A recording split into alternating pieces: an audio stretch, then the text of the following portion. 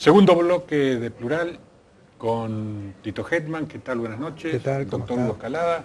¿Qué tal? ¿Qué va, Pato? Bueno, les dejé desde el bloque anterior una pregunta picando, ¿no?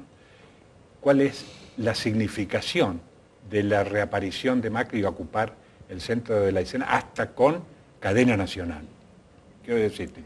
Bueno, yo creo que realmente estoy casi anonadado por el contenido de esta conferencia, que ha abundado no solo en generalizaciones, que es toda una generalización, y que no ha respondido ninguna de las preguntas, sino que ha hecho un aporte creativo de, por ejemplo, afirmar que se han creado el año pasado 700.000 puestos de trabajo.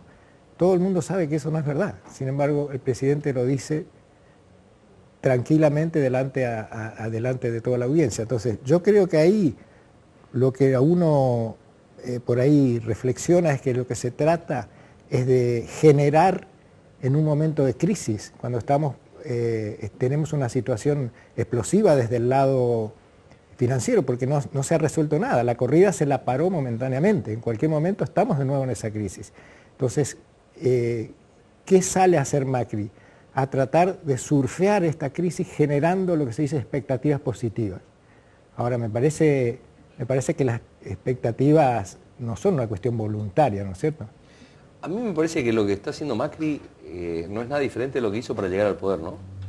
Está interesantísimo porque vuelve a poner arriba del escenario las teorías de la comunicación y cómo hay que volver a analizarlas. Uno pareciera ser que ya las conoce, esto del emisor y del receptor. Vos lo decías muy bien cuando arrancabas el primer bloque. No importa tanto lo que está diciendo Mr. Chain, Mr. Cambio ahí en la película, Peter Sellers, sino lo que están entendiendo los otros. Claramente la teoría de la comunicación se vuelve hoy en día con este ejemplo de Macri a poner de moda, diría yo, para todos los que gustamos de leer esto, cómo la gente termina entendiendo lo que quiere entender de lo que dice Macri. Porque la realidad es contundente. La realidad es contundente, las cifras de la economía son contundentes. El esquema de este modelo que viene a reinstaurar Macri es contundente. Entonces, vos decís, bueno, la realidad me tendría que estar diciendo claramente lo que está sucediendo. No. El hombre vuelve a hablar, lo instala en una cadena, parece una cadena democrática, una conferencia donde invitó a todo el mundo a que le pregunten y repregunten, y no habla de nada. Ahora, una cosa que podría decir, un pequeño aporte, decir que es notable que esto, como decía Pato, fue, y como mencionaba que el propio Clarín ha revelado, que fue ensayado. O sea, que no se trata de algo que surge en el momento de la conferencia. Justamente por eso digo, esto es una teoría de la comunicación. Claramente la película que se utilizó al abrir el programa del día de hoy, que es un extracto, muestra muy claramente cómo hay un jardinero que desconoce de la economía y de lo que está sucediendo en Estados Unidos, habla del jardín y gente del Círculo Rojo, un empresario que lo invita al presidente a hablar con él, están reinterpretando lo que dice y el tipo está hablando de otro tema.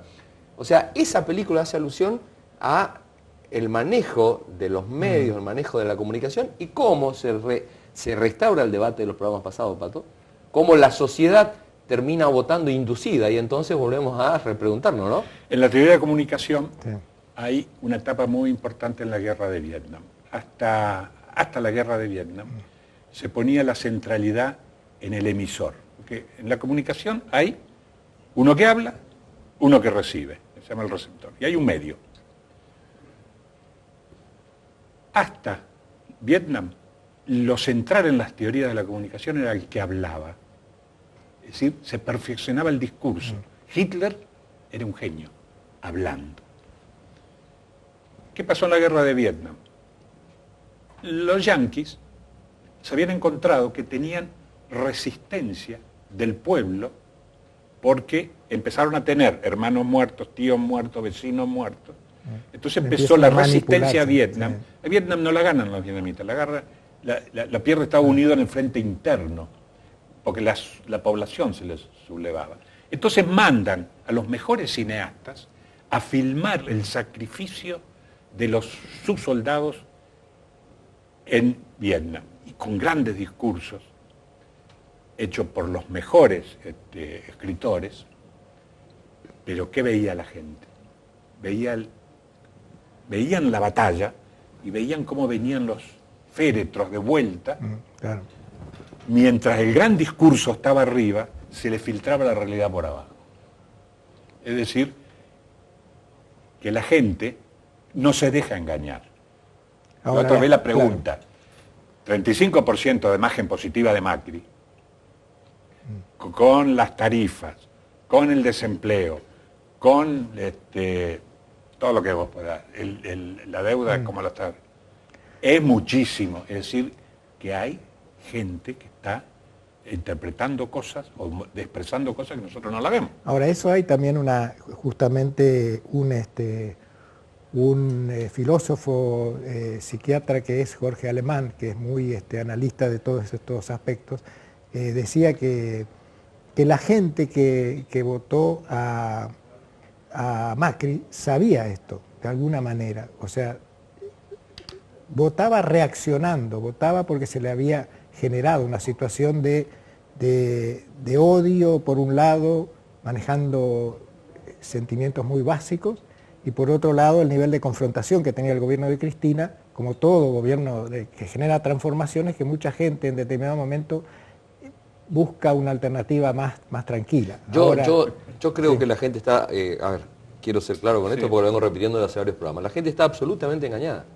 O sea, acá hay un montón de capacidades, entre los cuales están los medios, entre los cuales está Durán Barba, entre los cuales hay muchísima gente que sin estudia, duda que están engañados. y han inducido a la gente a tomar una realidad por otra.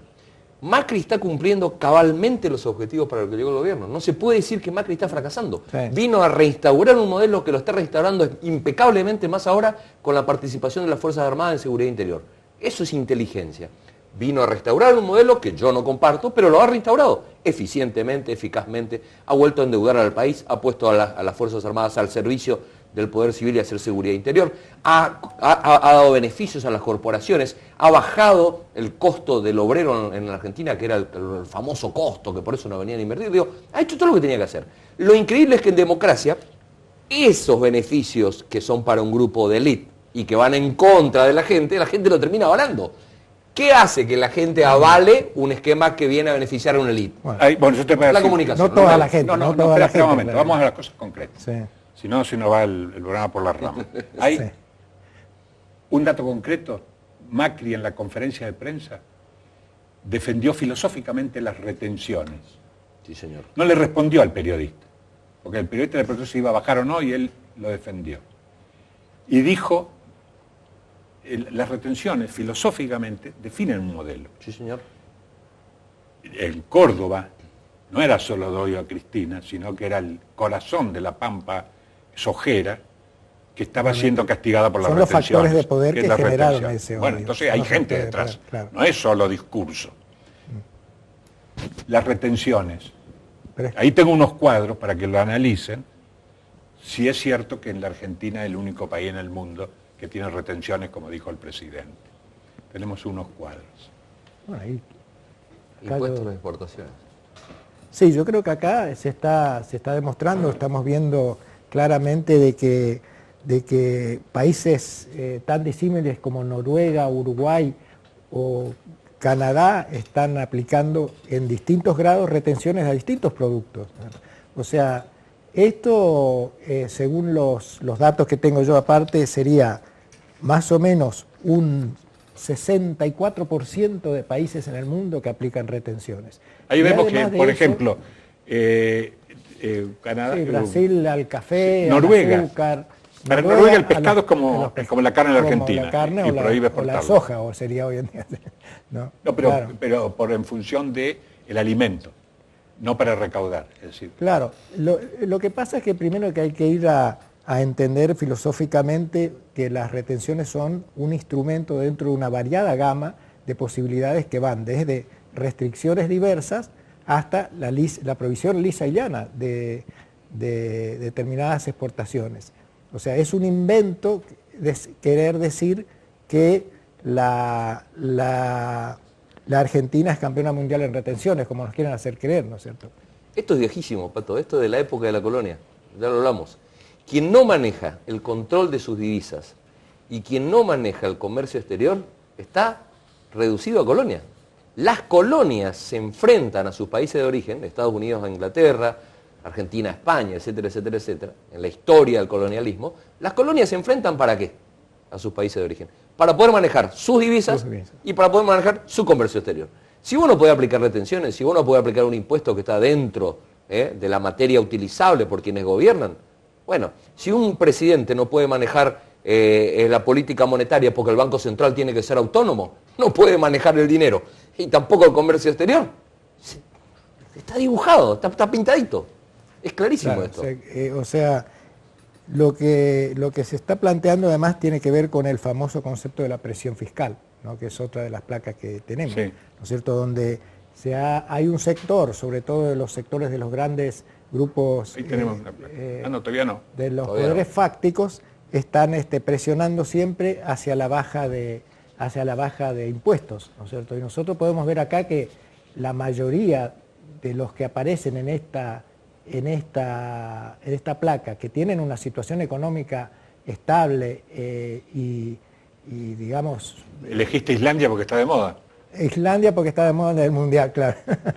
Pero además porque se ha hablado mucho de la estabilidad con pocos recursos de los islandeses, ¿no?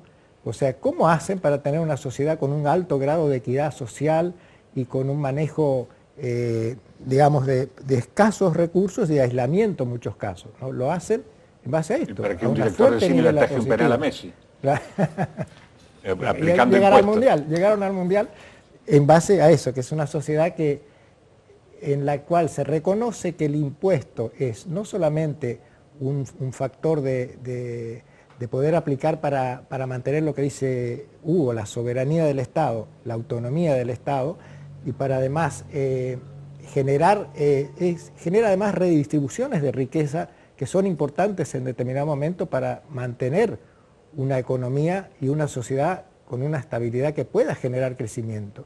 Eso es lo que nosotros podemos ver en la mayoría de los países donde leemos los fundamentos que tienen sobre estas retenciones o aplicaciones. Ahí en esa placa está el desacople de los precios. Si lo podemos poner de vuelta, hay los países industrializados, Francia, Bélgica, Italia, tienen una gran presión fiscal y uno puede entender en función del desarrollo y del estado de bienestar. Fíjate del otro lado de la columna, países como Paraguay, Malasia, los nuevos tigres asiáticos que crecen en función de salarios bajos. ¿Sabes cuánto gana está Venezuela también, que tanto critican? Claro, que hay Así una que relación. dice, Cristina nos iba a venezolanizar. Sí. Pero acá lo que nos pretenden venezolizar son los techín, que no quieren cobrar el impuesto. Claro. Pero está Singapur, es 12 dólares el salario. Sí. En Afganistán son el 6% de referencia. A ver, el debate de fondo para mí es, acá se ha venido a restaurar un modelo que es para pocos, donde hay una inmensa mayoría que va a vivir por debajo de la calidad de vida que tenía antes. Esto está claro.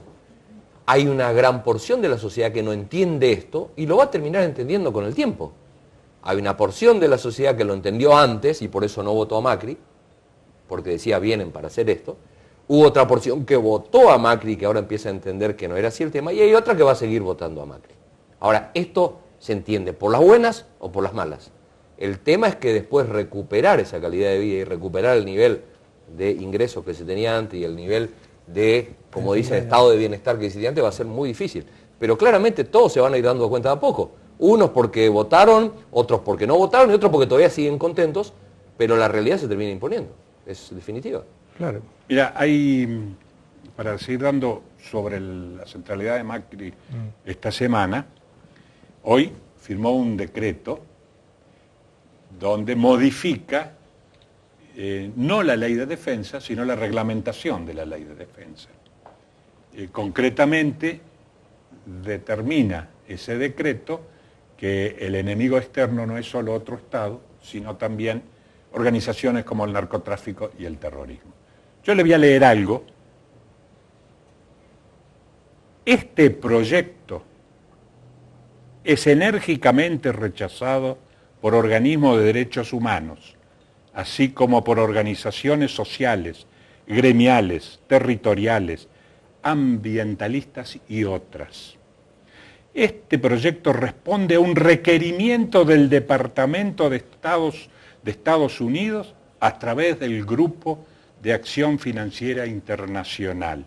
Se exigió a la Argentina un paquete de leyes para garantizar las inversiones. ¿Quién dijo esto? La CTA. ¿Cuándo lo dijo? En diciembre de 2011, cuando Cristina Fernández de Kirchner apura en 4 días la sanción de la ley antiterrorismo. Entonces yo, con esta introducción, les digo, no es fácil gobernar y lo que hizo Macri con el decreto hoy hay que ponerlo en contexto. Claro, el contexto, por eso, justamente hay que poner en contexto, me parece que es un buen dato para ver no la similitud que vos querés marcar, sino la enorme diferencia que hay en un caso y en otro, que es el caso en donde las situaciones políticas que se puede dar a la gestión de un país en un contexto internacional pueden llevar a tomar por momentos medidas que son obligadas por esas circunstancias, como fue el caso de Cristina en ese momento, ¿no es cierto? Que bien dice ahí que tuvo que tomar una medida aislada que no se reflejó en una política de Estado posterior del gobierno argentino y que además la diferencia muy clara es que mientras en ese momento para capear una situación se cede en ese momento una política formal, tenemos del otro lado este gobierno que instala desde un momento el acuerdo y la participación y la integración de Argentina al Comando Sur de los Estados Unidos. Tiene una política de alineamiento que retoma esa famosa metáfora un poco desagradable de la época de Menem de las relaciones carnales.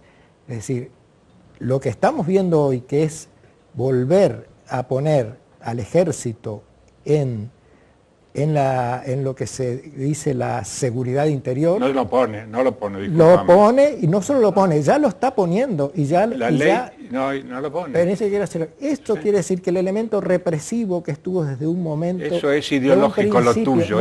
No es ideológico porque hay vidas. Es ideológico que lo hayan matado por la espalda a Rafael Nahuel.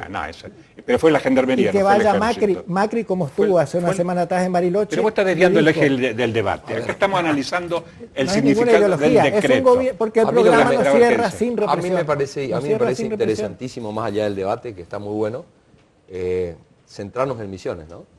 Con o sin retenciones.